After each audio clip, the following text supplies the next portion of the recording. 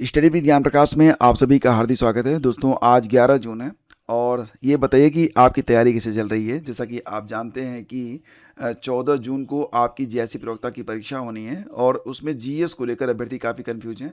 बहुत सारे ऐसे अभ्यर्थी हैं जो कि अपने विषय में तो काफ़ी अच्छी तैयारी की हैं, लेकिन जीएस तैयार नहीं कर पाए हैं। तो दोस्तों, अगर आप जीएस तैयार नहीं कर पाए हैं तो मैं बिल्कुल आपको एक सलाह देना चाहूँगा कि लास्ट टाइम में अगर आप जीएस को पढ़ना चाहते हैं तो आप चैनल पर चले जाइएगा। वहाँ पर ये जो कोर्सेज जो टैब है ना, इसको आप यहाँ पर ओपन करेंगे तो यहाँ पर 2 प्लेलिस्ट आपको दिखाई देगी। मैं आपको ऑल मॉडल पेपर वाला जो प्लेलिस्ट है इसको मैं आपको सजेस्ट करूँगा। इसमें आपको 50 से अधिक मॉडल पेपर मिल जाएंगे और ये जो मॉडल पेपर हैं इनकी विशेषता ये है कि एक एक प्रश्न इन डेप्थ यानी कि पूरी जानकारी के साथ आपको करवाए गए हैं। फिर भी टाइमिंग काफ़ी कम है, यानी कि बहुत कम समय में आप जितने भी मॉडल पेपर यहाँ से करेंगे उतना ही अधिक फ़ायदा एग्ज़ाम में आपको देखने को मिल सकता है।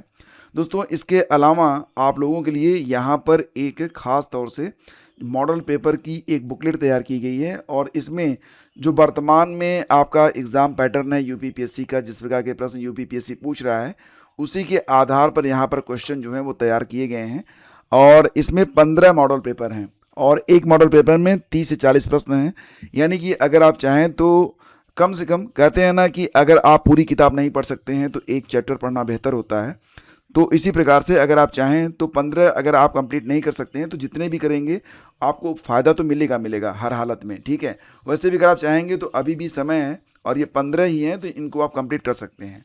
मॉडल पेपर की विशेषता क्या है दोस्तों कि यहाँ पर जो भी प्रश्न आपको करवाए गए हैं वो डेप्थ में जाके करवाए गए हैं और यहाँ पर जब आप कोई भी प्रश्न हल करते हैं तो फिर उससे संबंधित जितने भी तथ्य हैं वो सारे तथ्य आपको दे दिए गए हैं। मतलब आपका अच्छा खासा रिवीजन यहाँ पर हो जाता है। जैसे कि दोस्तों, यहाँ पर एक क्वेश्चन मैं फॉर एग्जांपल आपके लिए लेकर आ रहा हूँ। जैसे कि ये देखिए, क्वेश्चन है कि महासागरीय धाराओं में कौन सा एक हिंद महासागर से संबंधित है, ठीक है।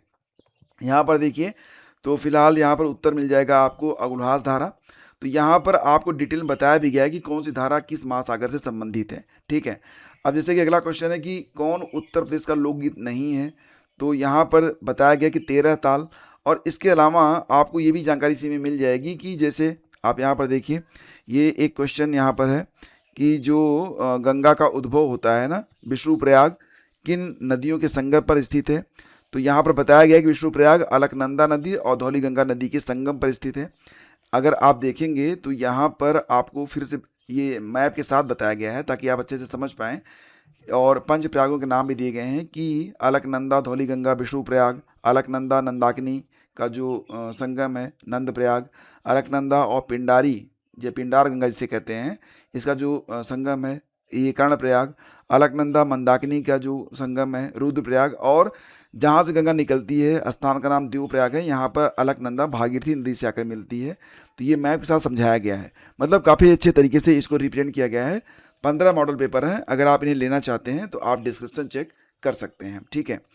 दोस्तों, आगे बढ़ते हैं और आज की खबरों पर चलते हैं। तो जैसा कि आप जानते हैं, अभ्यर्थी लंबे समय से डिमांड कर रहे हैं कि यूपीपीएससी के द्वारा जो भी परीक्षाएं होती हैं उनकी मार्कशीट और कट ऑफ अंक जारी की जानी चाहिए। लंबे समय से मामला चल रहा था, अभ्यर्थी इसके लिए कई बार कोर्ट भी गए और अंततः 2024 पीसीएस की परीक्षा जो हुई थी उसकी प्री परीक्षा के कट ऑफ अंक और मार्कशीट भी जारी कर दी गई है। जी हाँ दोस्तों, मार्कशीट भी जारी की गई है और ये लिंक है जिस पर क्लिक करके आप अपनी मार्कशीट डाउनलोड कर सकते हैं। यहाँ पर आपको अपना ओटीआर नंबर डालना पड़ेगा, डेट ऑफ बर्थ, और ओटीपी मोड जब आप सेलेक्ट करेंगे तो आपके मोबाइल पर एक ओटीपी जाएगा जिस पर आप क्लिक करेंगे तो आपकी मार्कशीट आपको शो हो जाएगी। तो इसमें आपको भाई ये पता चल जाएगा कि आपका पेपर 1 में कितने नंबर थे, पेपर 2 में कितने नंबर थे। जैसा कि आप जानते हैं पेपर 1 200 नंबर का होता है और पेपर 2 भी 200 नंबर का होता है। तो इसमें कितने कितने अंक आपको प्राप्त हुए। सबसे बड़ी बात दोस्तों यहाँ पर ये होती है कि जो पेपर 1 होता है इसी के आधार पर आपको प्री में क्वालिफाई या नॉट क्वालिफाई करवाया जाता है। पेपर 2 जो होता है ये केवल क्वालिफाइंग होता है, यानी कि 200 नंबर में अगर आपके 66 नंबर आ गए तो आप सीसेट क्वालिफाई कर गए, अदरवाइज नहीं, ठीक है। तो 200 में 66 नंबर मतलब 33% क्वालिफाइंग मार्क होता है। लेकिन जो आपकी मुख्य मेरिट बनती है वो पेपर 1 के आधार पर ही बनती है। अब कट ऑफ कितनी गई है, तो कट ऑफ भी जारी कर दी गई है और कट ऑफ मैं आपके सामने लेकर आ रहा हूँ। देखिए यहाँ पर जो कट ऑफ है तो यहाँ पर ग्रुप वाइज कट ऑफ जारी की गई है। कहीं कहीं पर ओबीसी की कट ऑफ जनरल से ऊपर है, तो कहीं कहीं पर जनरल की कट ऑफ ओबीसी से ऊपर है।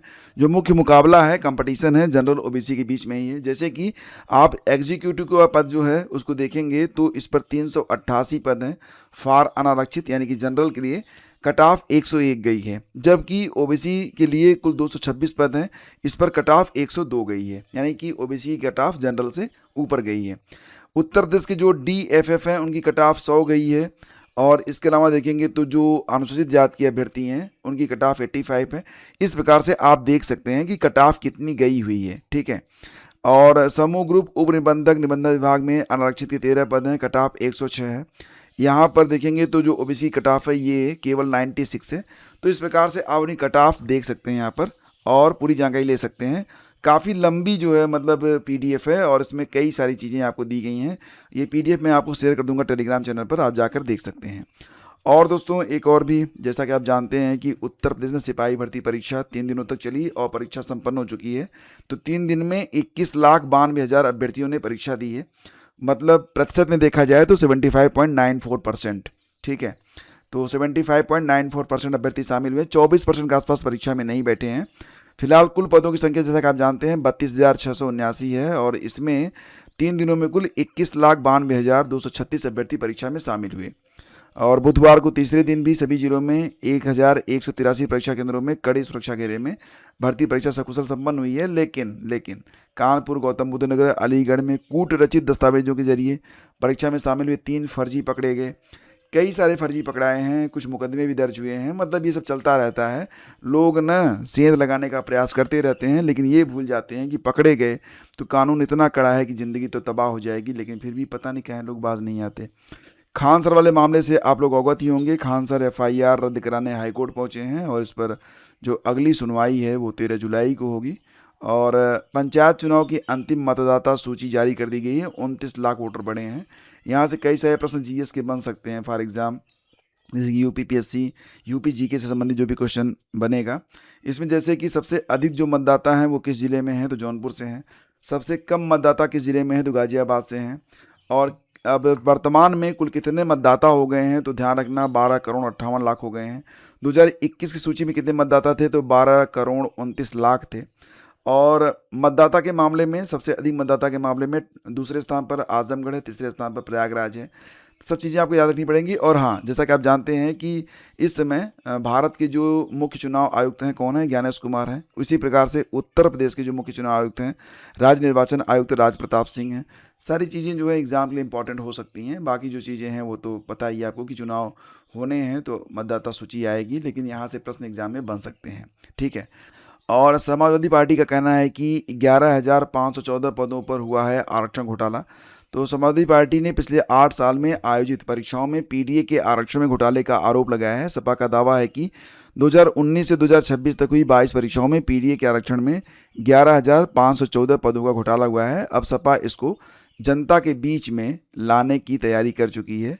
इलाहाबाद न्यूज़ रिपोर्टर्स क्लब में बुधवार को आयोजित पत्रकार वार्ता में सपा के MLC डॉक्टर मान सिंह यादव ने एक बुकलेट इसके लिए जारी किया है और कहा है कि ये बुकलेट जो है वो मैक्सिमम लोगों तक पहुंचाया जाएगा, ठीक है।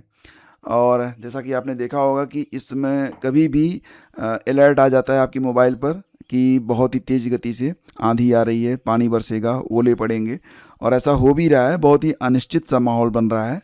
फिलहाल जानकारी मिल रही है कि अगले 2-3 दिनों में तापमान फिर से काफ़ी कम रहेगा।